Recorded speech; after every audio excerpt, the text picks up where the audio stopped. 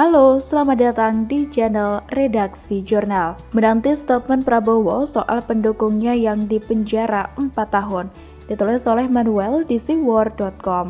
Prabowo adalah sosok yang tidak bisa lepas dari Rizik. Mereka adalah satu. Prabowo Zik ini adalah sahabat baik yang saling bersimbiosis mutualisme di Pilpres dan Pilkada DKI Jakarta. Prabowo mengusung Anies untuk melawan Ahok. Prabowo pakai Rizik untuk jadi motor kampanye. Orang yang pernah datang ke Arab untuk meminta dukungan kepada Rizik harusnya angkat bicara soal ini. Setidaknya Daniel Anzar yang jadi jubir Kemenhan juga bisa bicara. Kami rakyat Indonesia menunggu statement dari Menhanan Prabowo soal Rizik yang jelas merusak tatanan negara. Penulis melihat bagaimana karma Ahok begitu nyata menimpa Rizik dan Anies, kedua orang yang dekat sekali dengan Prabowo. Rizik saat ini dipenjara dengan durasi 2 kali masa tahanan Ahok. Sebenarnya, kalau mau ditotal lebih dari 2 kali, karena Doi dipenjara 3 kali dalam waktu yang panjang. Karena Ahok begitu nyata menimpa Rizik. Manusia di Indonesia tidak bisa lagi membantah hal ini. Kita sama-sama melihat dengan jelas dan juga nyata. Tanpa perlu interpretasi sama sekali. Tanpa perlu kita pikirkan dan membaca dengan sulit seperti tafsir kitab suci. Langit menyatakannya dengan jelas. Ahok dipenjara, Rizik kabur. Rizik kembali, dia dipenjara karena hal yang mungkin tidak langsung terkait dengan Ahok. Tapi kita tahu bahwa orang jahat ini harus dipenjara karena melanggar hukum di negara ini. Pelanggaran hukum berat membuat dia harus dipenjara. Saya yakin karma belum tuntas. Prabowo adalah orang penting yang juga bisa dikatakan mempengaruhi situasi politik di negara ini, merusak tatanan demokrasi, membiarkan pendukungnya menggunakan isu SARA untuk menjalankan strategi politiknya. Naik mobil garis yang kita sama-sama tahu siapa ini. Lalu, yang paling fatal dari Prabowo dan Anies adalah meminta dukungan Rizik. Mereka merasa saat itu Rizik itu benar-benar imam besar. Padahal itu dibantah bahkan oleh dirinya sendiri di persidangan. Rizik mengaku belum pantas menyandang gelar itu. Tapi menurut banyak orang, bukan saja dia belum pantas, tapi dia tidak akan pernah pantas menjadi imam besar. Kenapa? Karena imam besar tidak pernah keluar dari keturunan pemberontak dan pembangkang. Imam besar harusnya memberikan akhlak yang baik. Ngaku-ngakunya sih revolusi akhlak, tapi mulutnya banyak sumpah serapah, busuk, ngelonde sana-sini, maki-maki presiden, hina Ahok sebagai kutil babi, dan seterusnya. Prabowo dan Anies salah pilih orang macam ini. Jadi, kalaupun dia dianggap hakim memiliki pemahaman agama yang baik, itu hanya basa-basi. Basa-basi yang merendahkan pemuka agama lainnya. Memangnya menurut hakim, orang macam Rizik ini pemahaman agamanya bagus. Memangnya menurut hakim, orang Indonesia kekurangan ulama besar yang memiliki pemahaman agama yang bagus. Saya yang Kristen pun tahu, banyak ulama yang bagus. Contohnya adalah Kiai Haji Said Akil Siroj, Gus Miftah, Nusron Wahid, Kiai Haji Khorai Shihab, Gus Baha, dan lain-lain. Banyak yang bisa dipelajari ilmu agamanya. Bahkan Kiai Haji Abdurrahman Wahid alias Gus Dur yang sudah tiada pun masih bisa memberikan inspirasi lewat rekaman-rekaman yang pernah ada. Saat ini kita melihat bahwa Ahok ini benar-benar fenomenal. Apa yang ia katakan, satu persatu memang terbukti. Bermasalah, dan bermasalah. Contohnya adalah Rizik terbukti bermasalah. Anies terbukti juga bermasalah dengan kepemimpinan busuknya. John Ruh, Buniani, Ahmad Dhani, Ratna Sarumpait, Rizal Ramli, Rocky Gerung, Ihsanuddin Nursi, Prabowo, Sandiaga Uno. Di dalam satu paragraf ini banyak benar hal-hal yang negatif. Bagi saya, Indonesia ini sedang dalam masa sulit, jangan dibuat sulit. Ahok ini menjadi sosok yang sekali lagi tidak pernah akan dilupakan sejarah. Gebrakannya fenomenal. Ahok dan Jokowi akan menjadi pasangan yang terus-menerus diingat sepanjang sejarah. Mereka bisa menjadi pahlawan nasional suatu saat nanti. Karena Ahok ini membuat kita sama-sama melihat bahwa jangan sampai kita menjadi orang-orang macam Prabowo yang mencari dukungan kepada Rizik. Jangan sampai menjadi orang seperti Anies yang menikmati politisasi ayat dan mayat. Sampai saat ini, Prabowo lagi-lagi belum bersuara soal Rizik. Kenapa nggak ditanya sih waktu podcast Deddy Corbuzier? Apakah pertanyaannya sudah di-set sedemikian rupa agar Prabowo nggak lempar handphone ke Deddy? Hahaha, menanti statement Prabowo soal masa lalu yang kelam hanyalah mimpi di siang bolong. Begitulah tanya-tanya.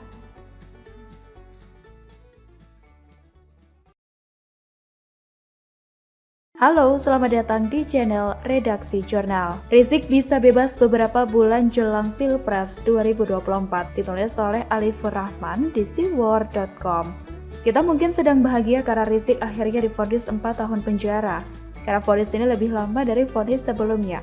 Meski sebenarnya masih lebih rendah dari tuntutan jaksa 6 tahun. Tapi di sisi lain kita juga perlu ingat bahwa di Indonesia ini ada status bebas bersyarat bagi narapidana yang sudah melewati 2 atau 3 tahanan atau 32 bulan. Saat ini Rizik sudah menjalani tahanan selama 6 bulan. Itu artinya dia bisa bebas dalam waktu 26 bulan mendatang atau sekitar bulan Agustus tahun 2023 atau setidaknya akhir 2023 nanti. Mengingat Pilpres akan dilakukan pada Februari 2024, maka itu artinya Rizik masih punya waktu selama beberapa bulan untuk ikut berpartisipasi dalam Pileg dan Pilpres. Pilpres 2024 masih berpotensi panas jika Rizik sudah bisa berkeliaran dan juga ikut berkampanye. Dan itu jelas kabar kurang baik bagi kita semuanya. Seperti yang kita tahu, semasa kampanye semua elemen akan merangkul dan saling menguatkan. Kampanye adalah masa-masa orang bebas melakukan apa saja, seolah tidak ada hukum lagi di negara ini. Maka kehadiran Rizik di beberapa daerah yang menjadi basis atau lumbung suara bagi calon tertentu pasti akan dimanfaatkan dan dikawal, minimal sampai pemilu selesai. Kalau yang menang adalah calon yang berseberangan dengan Rizik, mungkin dia akan diproses dan masuk penjara lagi, menjalani sisa masa tahanannya. Yang repot kalau capres yang didukung Rizik menang, maka makin lapanglah jalan Rizik menuju pembebasan. Belajar dari Pilpres 2019, Prabowo sempat berjanji akan menjemput Rizik jika menang. Maka di 2024 nanti, jika yang menang adalah Prabowo atau pihak yang mendukung Rizik, mungkin bukan hanya menjadi bebas selamanya, tapi bahkan menjabat sebagai pejabat publik. Meskipun kita tidak paham kenapa ada kelompok orang yang mendukung Rizik, tapi faktanya memang ada dan banyak. Bukankah Anies juga merupakan kawan dekat Rizik? Kemenangan Anies juga tak lepas dari para peran Rizik menebar ketakutan dan propaganda di masyarakat. Kemenangan Anies juga tak lepas dari peran Rizik menebar ketakutan dan juga propaganda di masyarakat. Jadi memang satu-satunya solusi agar negara ini terhindar dari provokasi dan juga perpecahan dalam rangka Pilpres 2024, maka kasus-kasus hukum Rizik masih harus dibuka lagi. Dan saya pikir itu harapan banyak orang. Karena jika kita ingat bulan puasa lalu, tanpa provokasi Rizik plus dengan kabar gembira penangkapan Munarman, kita jadi merasa lebih nyaman berpuasa. Tak perlu takut dengan persekusi atau razia warung makan. Bukankah penting bagi negara ini untuk mengamankan pemilu dari perpecahan dan juga kampanye SARA dari provokasi Rizik yang sangat mengganggu? Meskipun belum ada tanda-tanda akan membuka kasus baru, tapi saya optimis Rizik akan segera menghadapi tuntutan baru, entah itu dari kasus penangkapan Munarman atau kasus lainnya. Dan dari sisi lain, pihak Rizik mungkin akan melakukan banding untuk mencari vonis yang lebih ringan. Suka tidak suka, Rizik seperti boneka yang sedang diperebutkan oleh beberapa pihak. Pasti ada yang mau menebusnya, dengan syarat mau ikut bergabung. Pasti juga akan ada yang mengupayakan segera bebas selama ada bisa menguntungkan secara politik. Mungkin benar apa yang dikatakan oleh Soehardi penulis Siward. Melihat Rizik hari ini divonis 4 tahun penjara itu sama seperti menonton film atau drama Korea yang masih ongoing. Belum selesai dan kita belum tahu kapan akan ada episode baru. Jadi sebagai penonton, ya sudah, nikmati saja akhir dari satu episode ini. Semoga ada episode selanjutnya dan ada ending yang membahagiakan dan baik untuk negara ini. Tapi kalaupun tidak, misalkan setelah ini Rizik langsung bebas di 2023. Ya mungkin itulah ujian demokrasi di negara kita. Semoga hasilnya kita semua nantinya dapat lulus dengan baik, tanpa perlu ujian ulang atau revisi lagi. Tinggal kita bersiap menghadapi goncangan Pilpres 2024, apalagi mengingat semua calon tidak ada yang terlalu dominan. Maka, hampir pasti akan ada drama lagi seperti saling klaim mengejutkan, seperti saling klaim kemenangan dan deklarasi-deklarasian. Mungkin juga akan ada drama yang lebih mengejutkan, dari sebatas main siap presiden, seperti yang dilakukan oleh Prabowo. Begitulah kura-kura.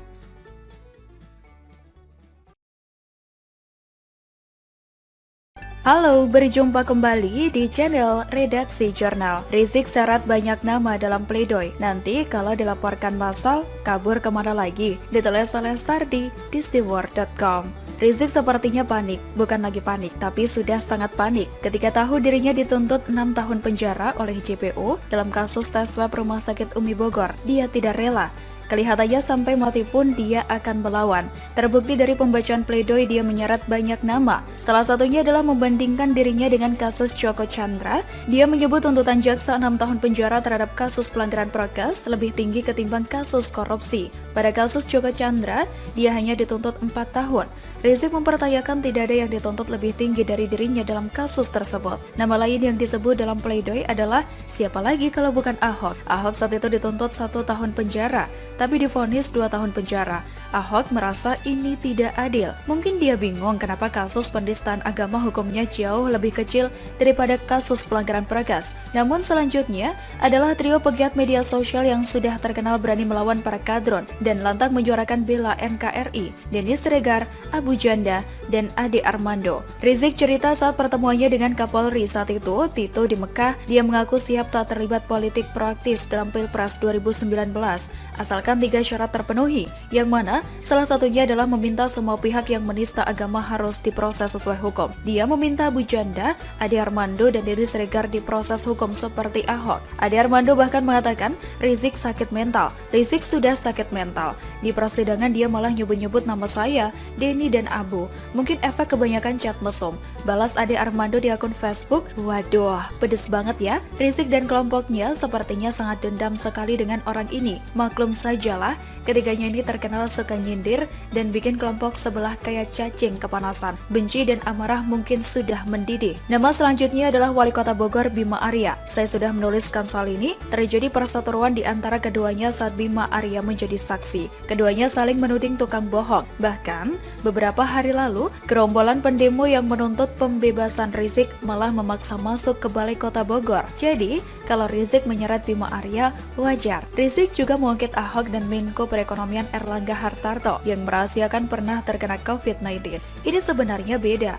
Rizik tidak masalah mau merahasiakan kalau dia positif COVID-19, yang jadi masalah adalah dia bisa keluar rumah sakit seenaknya. Dan selain itu, saat ingin dites swab ulang, dia tidak mau. Itu yang jadi masalah. Rizik bikin ulah, itu yang dipermasalahkan. Satu nama terakhir sekaligus menyangkut sebuah isu yang sangat serius. Ini berawal dari Rizik yang bicara soal penembakan 6 anggota Laskar FPI yang mengawalnya. Rizik menuding staf khusus Presiden Jokowi Dias Hendro Priyono berada di balik penembakan 6 Laskar itu. Apalagi saat pertama kali saya ditahan dalam kasus kerumunan Petamburan pada tanggal 12 Desember 2020, salah satu staf Presiden bidang intelijen Dias Hendro Priyono yang diduga kuat terlibat dalam pembantaian 6 laskar pengawal saya pada tanggal 7 Desember 2020 langsung memposting pesan singkat dalam akun Instagram dan Twitter resminya dengan bunyi "Sampai ketemu di 2026", kata Rizik. Ini syarat jelas tentang rencana mengkandangkan saya untuk waktu yang lama. Dias, sebagaimana ayahnya AM Hendro Priyono, masih belum puas dengan pembantaian 6 laskar pengawal saya, sehingga masih terus mengejar agar saya dihukum berat, katanya lagi. Ini sangat serius.